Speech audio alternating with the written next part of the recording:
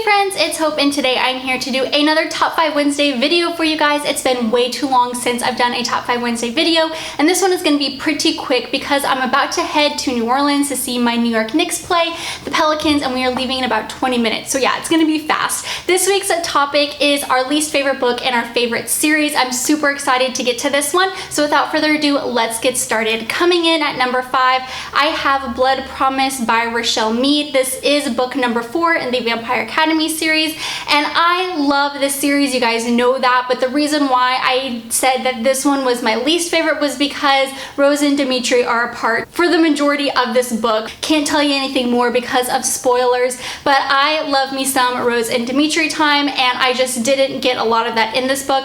I ended up rating it a 4.5 out of 5 stars, so I really loved it, but it was just my least favorite because of the separation and the lack of Rose and Dimitri time. Coming in at number 4, I have Opal by Jennifer L. Armentrout. This is book number 3 in the Lux series, and you guys also know how much I adore this series, but why I didn't like this book more than the rest was because it felt a little bit rushed. I felt like JLA didn't take enough time to expand on certain chapters and situations. I felt like there were a lot of deaths in this book, and the deaths were very rushed. I didn't have time to feel sorry for the person who died or empathize for the situation, and after I read it, I actually read that she wrote it in a day. I don't know if that's true. If it is, that is super impressive, but it probably justifies my feelings on the book feeling a little bit too rushed. So yeah, that was the main reason why this was my least favorite in the series, but let's just be real, it didn't take away from my enjoyment of the series at all. Coming in at number 3, I have One Tiny Lie by K.A. Tucker. This is the second book in the 10 Tiny Breaths companion series.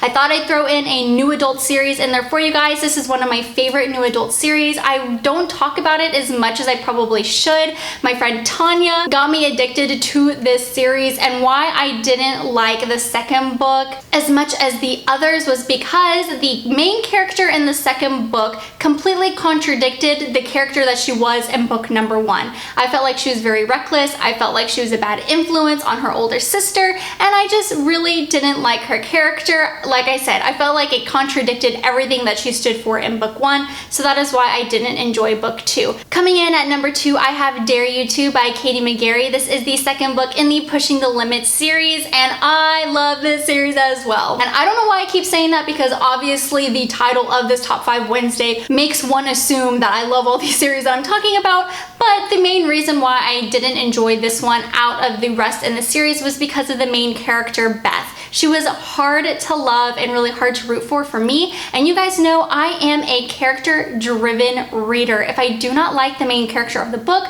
I'm most likely not going to enjoy the story, and that's what happened. I didn't like her in Pushing the Limits, and I didn't like her through the majority of the book, and she was the main character in it. Coming in at number 1 is a book that originally was not part of a series. It was a part of a trilogy, but now Kiera Cass has created 2 more books, and you guys can probably guess what series I'm talking about, but I am talking about The Selection, and the book that I thought was just complete poop was The Elite. That is book 2 in the Selection trilogy, now Selection series. I don't even know what they're calling it. At the time, I wasn't as critical of this book than what I probably should have been. I ended up rating it 4 out of 5 stars, but looking back on it now, I definitely should have rated it lower, and this is why. Not that the book was written bad or the characters sucked, but nothing happened. It was a complete filler. I felt like it didn't have that much purpose and not a lot happened. Honestly, it wasn't very memorable. I could barely tell you anything that happened in book 2.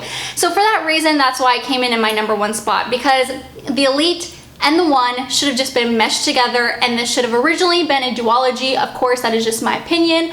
I loved the Selection series, but The Elite was just, I mean, why was it even there? Alright friends, well that does it for my least favorite books and my favorite series. I would love to know what your thoughts are and if you guys agree with me on any of my choices. Until next time, I hope you guys have a wonderful day, and I'm sure I will see you soon. Bye!